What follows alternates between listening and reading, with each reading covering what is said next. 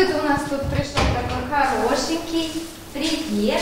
У Екатерины Никифоровой 8 детей. Младшая дочь родилась с патологией – кривошея. Сегодня пришли проверить головной мозг. Электроэнцефалограммы в местной больнице нет. Специальный аппарат привезли из Казани. Удобно. Если бы они сюда чаще приезжали, мы вообще в Казани стали есть. Тем более это пандемия. Лишний раз ребенка таскать по городу. Смотрим, 48 сантиметров.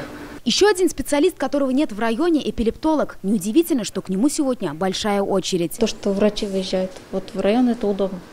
То, что не надо уж лишний раз муж работу отрывать. Бригада врачей приехали в Новошишминск в рамках проекта «Мобильная помощь». Реализуется он благотворительным фондом «Сила в детях» уже 3 года. Невропатолог, дефектолог, психолог, логопед – этих узких специалистов здесь ждали как никого другого. Из Казани сразу приехали 6 врачей. Они не только осматривают особенных детей, но и назначают курс лечения. Для каждого малыша индивидуальный реабилитационный маршрут. С 2018 года мы начали выезжать. В 2018-2019 году объехали 15 районов республики. Осмотрено было более 1000 детишек. Оказать комплексную помощь малообеспеченным, многодетным семьям с приемными детьми. В этом и суть проекта. В прошлом году Рустам Миниханов подарил фонду микроавтобус. Теперь у специалистов есть возможность выезжать в самые далекие точки республики. Большой плюс для нас то, что приезжают к нам тоже такие специалисты, потому что есть какие-то вопросы, посоветоваться.